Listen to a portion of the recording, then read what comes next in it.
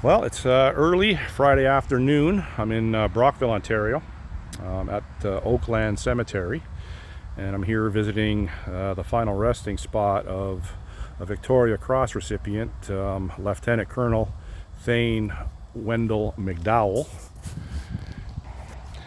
Now, Mr. MacDowell, he earned his VC during the Battle of Vimy Ridge that took place between April 9th and I believe it was April 13th of 1917. And I believe his actions that garnered the VC were on April the 9th. Now, Thain MacDowell, he was born in the Brockville area, and he had quite a storied life. His military exploits were quite significant. He also earned the Distinguished Service Order, which is a very high prestigious award as well. And he, by all accounts, he was extremely courageous, like all the other VCs are. His citation is extensive, but I'll just read a passage from a book that I have with regards to his citation.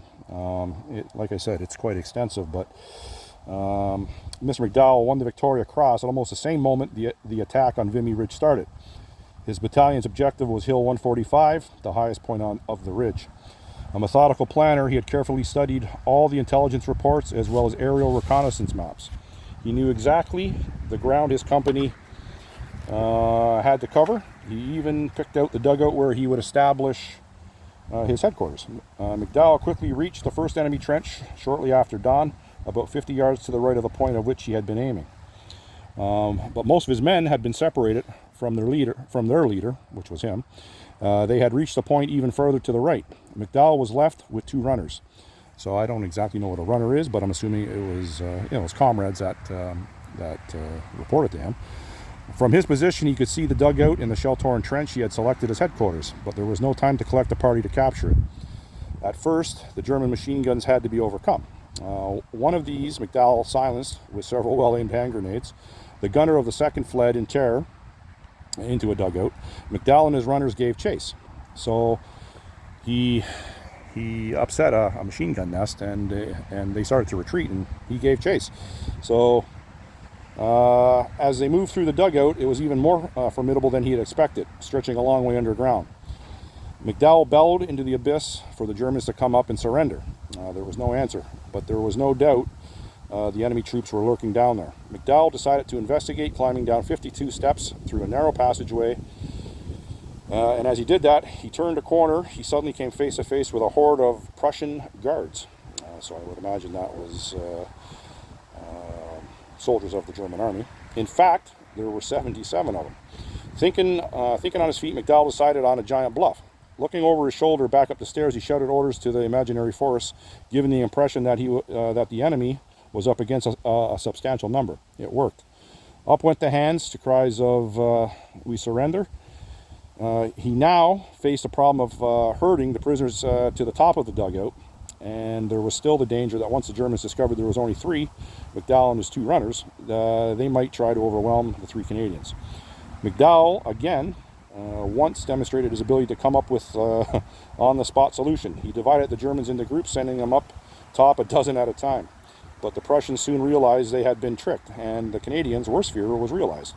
Furious, one of the Germans seized a discarded rifle and fired at one of the runners. Luckily he missed, and the mutiny was quickly quelled.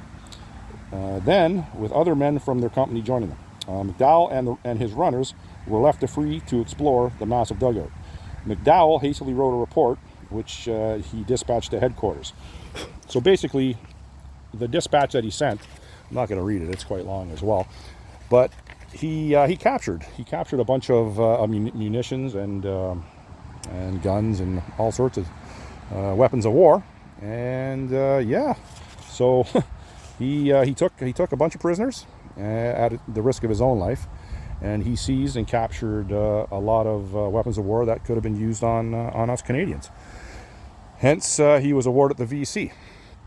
Now, Lieutenant Colonel MacDowell, his VC is at his alma mater in Toronto. It's at Victoria University in Toronto. Now, Victoria University, you would think is out west, on Vancouver Island, but it is not. It is it's a part of the University of Toronto, and Thain, he went to that school, and the medal is in their possession. So hopefully someday I will be able to lay eyes on that medal, but that'll yet to be determined. But hopefully I can. It would be nice to actually one day be able to touch one of the medals. I haven't done that yet. I believe to date I have personally witnessed, I believe, 12 or 13 authentic Victoria Crosses, but they've all been at the Canadian War Museum, and I haven't seen any in a private collection, which would be nice. But Thain, MacDowell, VC, is my 26th Victoria Cross grave visit out of 50 in Canada that I can visit, and I'm just glad I made it out here to visit Thain. What I will also say, this cemetery is unique because all the veterans have this, served our country, the Brockville cemeteries, which is nice. So, and there's a lot of veterans in this cemetery. This cemetery consists of a couple different geographic areas that total 70 acres. So it's a very nice cemetery. I had help finding this plot. One of the young ladies at the office helped me. Came actually escorted me out here, so which was quite nice. And also, someone left a little rock with a Vimy Ridge painting on it, hand painted, of course, with the Vimy Ridge Memorial in Vimy. And my coin is on top again in my replica Victoria Cross, and I left a little flag for Mr. MacDowell, VC. And yeah, it's a nice cemetery, a beautiful day here in Brockville, and I'm glad I could make my way out here to pay my respects. Enjoy the rest of your day.